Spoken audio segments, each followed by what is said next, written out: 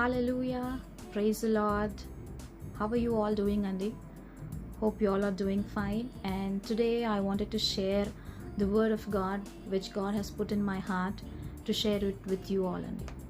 If you flip your Bibles to Psalms 121 verse 2, there the disciple of the God says that my help comes from the Lord.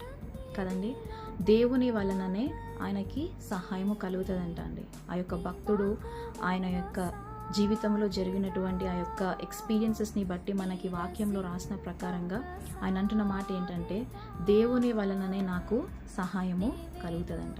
ఈరోజు నీ జీవితంలో నువ్వు ఎటువంటి పరిస్థితులు ఉన్నావో దేవుడికి చాలా బాగా తెలుసండి. అయితే అందుకని ఈరోజు ఆయన నీతో అంటున్న మాట ఏంటంటే, నేను నీకున్నాను, నేను నీకు సహాయము చేస్తాను. నువ్వు ఎందుకు భయపడుతున్నావు?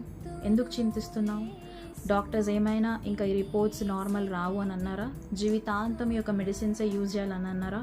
లేదంటే నువ్వు ఏదైనా ప్లాన్ చేసుకున్నావు, నీ బడ్జెట్ అంతా అయిపోయింది, ఇంకా ఎక్కడి నుంచి సోర్స్ వచ్చే ఆప్షన్ లేదని నువ్వు అనుకుంటున్నావేమో. అయితే ఈరోజు ఈ వాక్యం నీకోసమే. దేవుడు అంటున్న మాట ఏంటంటే, నా వలననే నీకు సహాయము కలుగుతుంది. సో ఈరోజు ఇదే విశ్వాసముతో దేవుని సన్నిధిలో మీరు ప్రార్థించండి. ఈ వాక్య ప్రకారముగా దేవుడు మీ జీవితంలో తానే సహాయకుడై మిమ్మల్ని నడిపించును గాక. ఆమెన్.